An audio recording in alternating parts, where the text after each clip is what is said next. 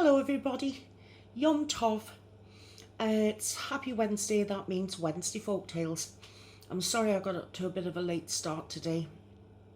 Been a bit of a fibro sniffly day. Not been great the past few days with this. Flipping the fibro and the temperature's getting colder and there's nothing like a good old moan and a whine to start off a video explaining why you're sniffing so much. And that's why today I've got the startings of my fibro flare up. And for me, it always starts with sore skin, sore body, high temperature, and feeling like I'm going to come down with the flu. So I'll see how I take over tomorrow. But I wanted to get this out for you today because it's important. Because I missed last week, unfortunately. Anyway, I hope everybody's doing well today. I thought we'd have a little bit of a change. I found, I think it's, what was it? It's a Kansas tall tale. When I was looking for folk tales from around the world. And I found a couple of things about a guy called Pecos Bill, who I've never heard of. So I'm going to be reading one short story that I found called Pecos Bill Rides a Tornado. And there's another one which the name escapes me at the moment, but I will come to it. But for all you Brer Rabbit fans, because I know some of our Haveners have younger viewers who like to hear me tell a story, I thought today I would tell you another Brer Rabbit story, and it's called Brer Rabbit Falls Down the Well. So, with all that being said, would you please sit back a lot more comfortably than I am? And I'll begin with Brer Rabbit Falls Down the Well. And if you've heard it before, I hope you enjoy the retelling. And if you haven't, like me, then I really do hope that you enjoy it. So here goes. Brer Rabbit Falls Down the Well. One day, Brer Rabbit, Brer Fox, Brer Coon and Brer Bear and a lot of other animals decided to work together to plant a garden full of corn for roasting. They started early in the morning and raked and dug and raked some more, breaking up the hard ground so it would be ready for planting. It was a hot day and Brer Rabbit got tired mighty quick, but he kept toting off the brush and clearing away the debris because he didn't want anyone to call him lazy. Then Brer Rabbit got an idea. "Ow!" he shouted as loudly as he could. "I got me a briar in my hand." He waved a paw and stuck it in his mouth. The other critters told him he'd better pull out the briar and wash his hand before it got infected. That was just what Brer Rabbit wanted to hear. He hurried off, looking for a shady spot to take a quick nap. A little ways down the road, he found an old well with a couple of buckets hanging from it, one at the top and one down at the bottom. "That looks like a mighty cool place to take a nap," Brer Rabbit said, and hopped right into the bucket. Well, Brer Rabbit was mighty heavy, much heavier than the bucket full of water laying at the bottom. And when he jumped into the empty bucket, it plummeted right down to the bottom of the well. Brer Rabbit hung onto the sides for dear life as the second bucket whipped past him, splashed water all over him on its way to the top. He'd never been so scared in his whole life. Brer Rabbit's bucket landed with a smack in the water and bobbed up and down. Brer Rabbit was afraid to move in case the bucket tipped over and landed him in the water. He lay in the bottom of the bucket and shook and shivered with fright, wondering what would happen next.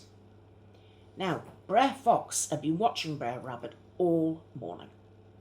He knew right away that Brer Rabbit didn't have a briar in his paw, and he wondered what the rascal was up to.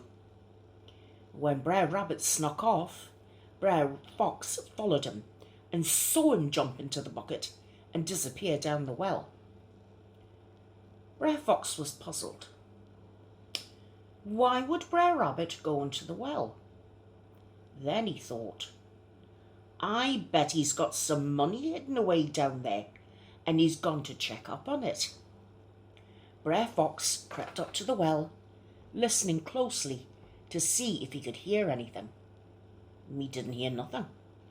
He peered down into the well, but all was dark and quiet, on account of Brer Rabbit holding so still so the bucket wouldn't tip him into the water.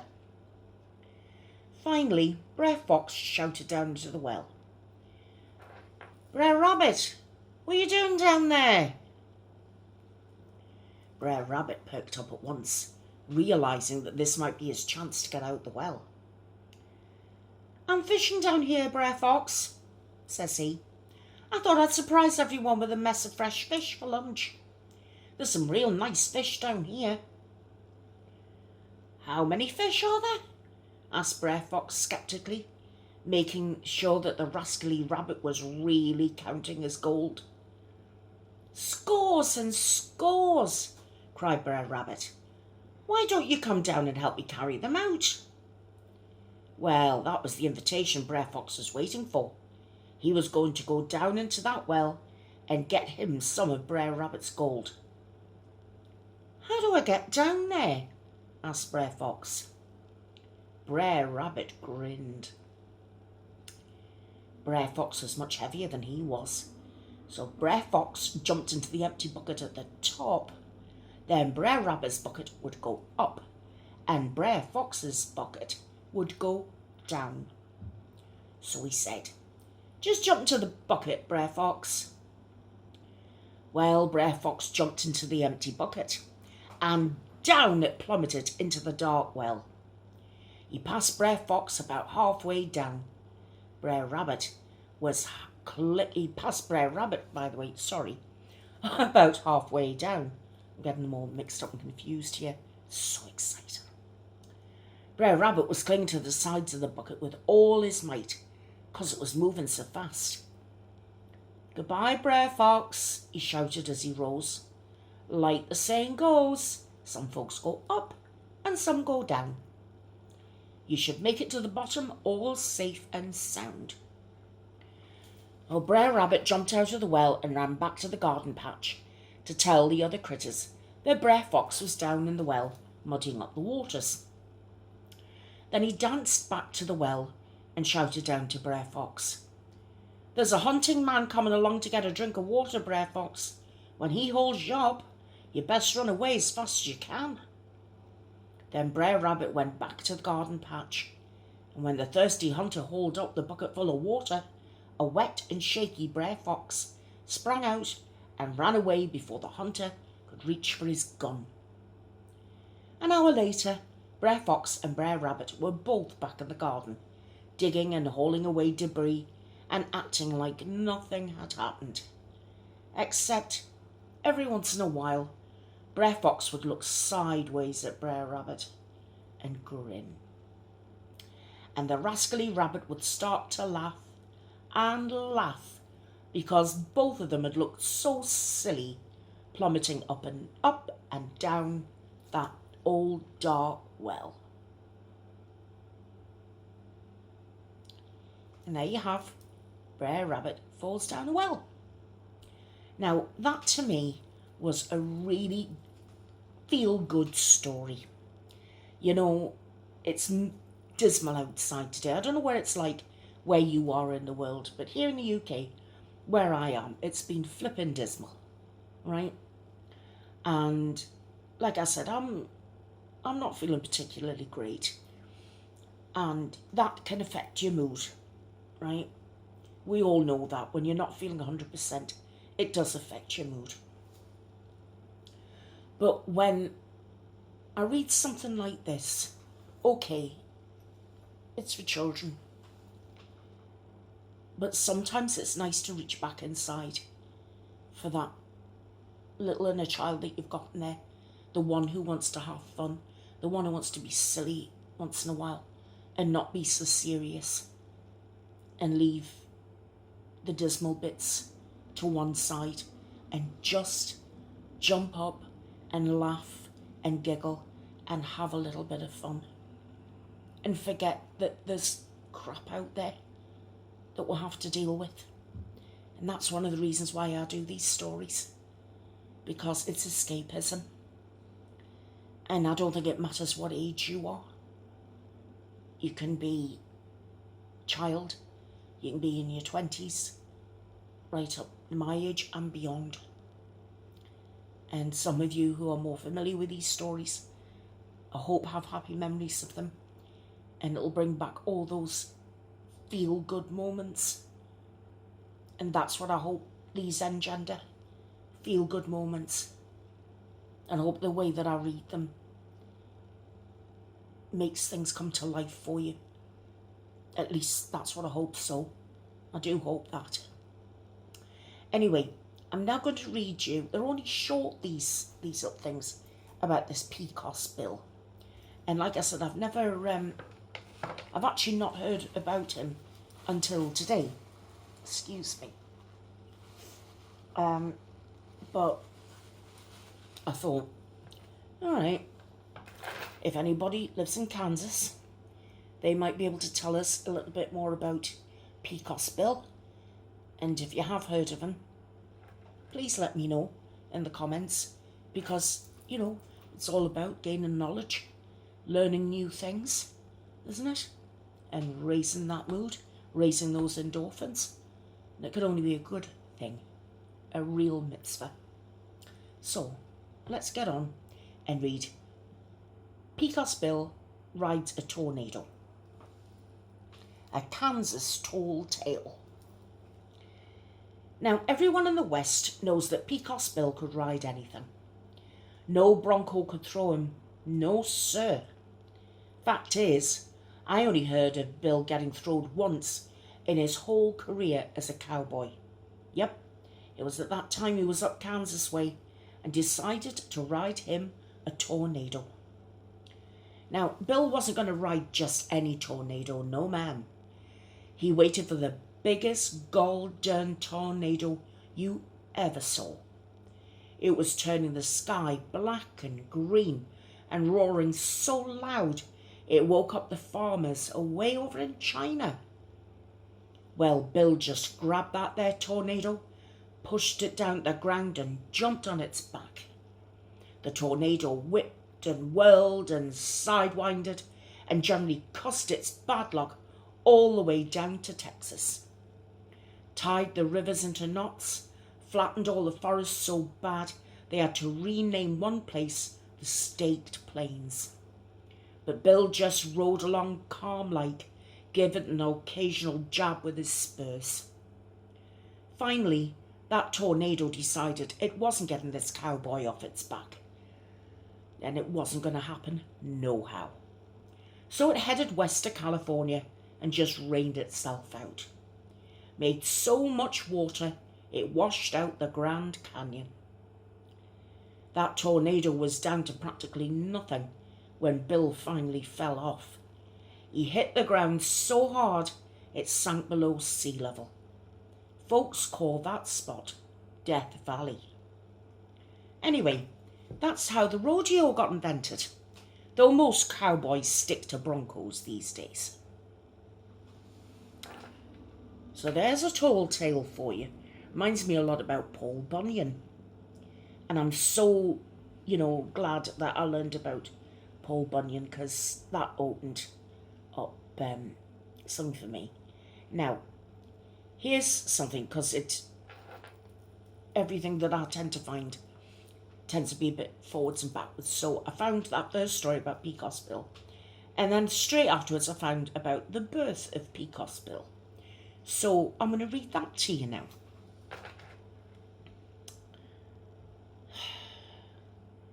The birth of Pecos Bill. This one's a Texas tall tale. He gets about a bit, doesn't he? Well, now, Pecos Bill was born in the usual way to a real nice cowpoke and his wife, who were journeying west with their 18 children. 18? Well, seen, they didn't have television back in those days. Bill's ma knew right in the start that he was something else. He started talking before he was a month old, did his teething on his pa's bowie knife. Bowie knife? Or is it bowie knife? Could you let me know in the comments, please? Because I don't want to spoil things. And rode his first horse just as soon as he learned to sit up on his own. When he started to crawl, Pecos Bill would slither out of the wagon while his mama was cooking supper and wrestle with the bear cubs and other wild animals that roamed the prairies. Yep, the whole family was expecting great things of little Bill, until they lost him in the drink. Seems they took the wagons over the Pecos River while Pecos Bill was taking a nap, and he got bounced out of the back and swept downstream before anyone missed him. If he hadn't taught himself to swim right quick, he would have been a goner. Right about the time Pecos Bill was drying out and trying to get a fix on where he was, a mama coyote came along and decided to adopt the poor waif and raise him with the rest of her pups. So Pecos Bill spent the first 15 years of his life running around with a coyote pack, howling to the moon, chasing prey across the prairies, and having the time of his life. Pecos Bill plumb forgot all about his real family until the day he turned 16 and his older brother came along. He was punching a herd of longhorn cattle and had brought them down to drink from the Pecos River. The old cowpoke took one look at Pecos Bill and knew he found his long-lost brother, on account of he looked just like their ma, who died of a broken heart after they lost little Bill in the river. Oh dear. See here, ain't you Pecos Bill, my little brother? Demanded the cowpoke of Pecos Bill when he came jumping over a giant log to run about in the field and howl at full moon. Don't think so, said Pecos Bill. I'm a coyote. Listen to me howl. Pecos Bill let out a horrendous shout and scampered about the field on all fours. He scared the herd so bad that the longhorns almost stampeded. You stop that, Bill's brother shouted after he got the cattle calmed down.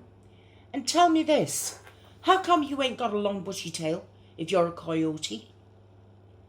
That's a tricky question. Pecos Bill thought about it for a long time. I got fleas, he volunteered, and I howl at the moon. Everybody in Texas has fleas and howls at the moon.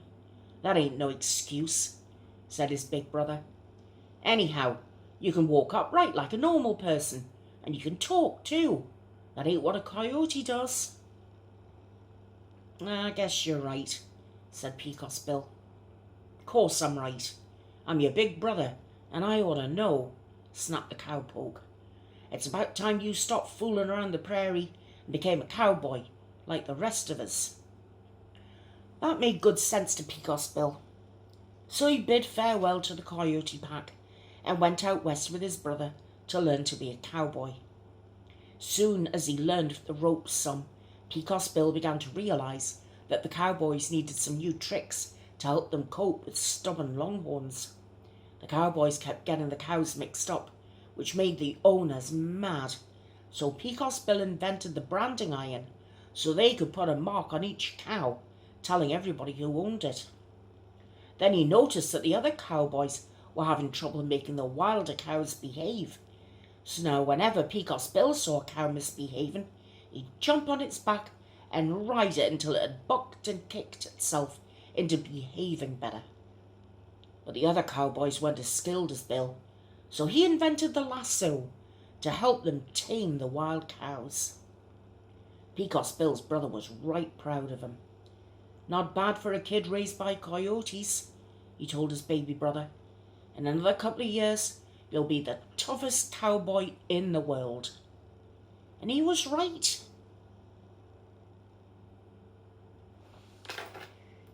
So that wasn't a very long one, and we normally have half an hour together. So we've got Pecos Bill and Slewfoot Sue. This is another tall tale from Texas. Now Pecos Bill, he had a way with the women, no doubt. He had dozens of wives during his time, but his one true love was Slewfoot Sue. She was his first wife, and she could ride almost as good as Bill himself. Bill first saw Slewfoot Sue riding a catfish down the Rio Grande. She was riding up and down and holding on with only one hand so she could take pot shots at the clouds with a 6-shooter. Was making a pretty pattern too. Bill just went head over heels for her, proposed on the spot. They were married the next day too. Sue was dressed in one of them white jobs with the large hoops. Looked plumb beautiful. Right after they was married, Sue insisted Bill prove how much he loved her by letting her ride his horse. And that horse was called Widowmaker. Bill couldn't talk her out of it, so Sue climbed on that great devil of a horse. Well, Widowmaker bucked like a maniac, just as you'd expect. Sue was thrown off, clear up to the clouds. Luckily, Sue was still wearing her springy hoop. When she hit the ground, she bounced up again, but we all soon realised Sue couldn't stop bouncing. She bounced so high, she kept hitting her head on the moon. She was crying and crying buckets of tears and throwing kisses to her new husband, but even he couldn't stop her bouncing. We waited 3 days and 4 nights. Finally, even Bill realised that she was going to starve to death before she stopped bouncing, so he had to shoot her. It's a bit extreme, isn't it? It was a crying shame. Well, time heals all wounds, and Bill finally got married again, and again, and again. But I'm telling you, he never felt the same about another woman as he felt for his first wife, Slewfoot Sue.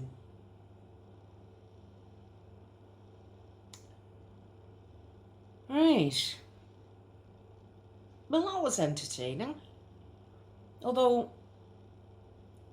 let's advocate that when you've got a spouse who bounces, it isn't the best way to deal with it by shooting them. That is not the right thing to do. So, no violence, nothing like that. I'm sure that we could go up in a hot air balloon and try and catch them and then pull them into the hot air balloon. What do you think? Into the basket, into the hot air balloon. I mean, that's what I would do. If my husband was bouncing around, from here to high heaven, I'd just get the hot air balloon, get him on a hook, pull him in, and do something to stop him from bouncing. And I'm sure he'd really, really appreciate it in the long run.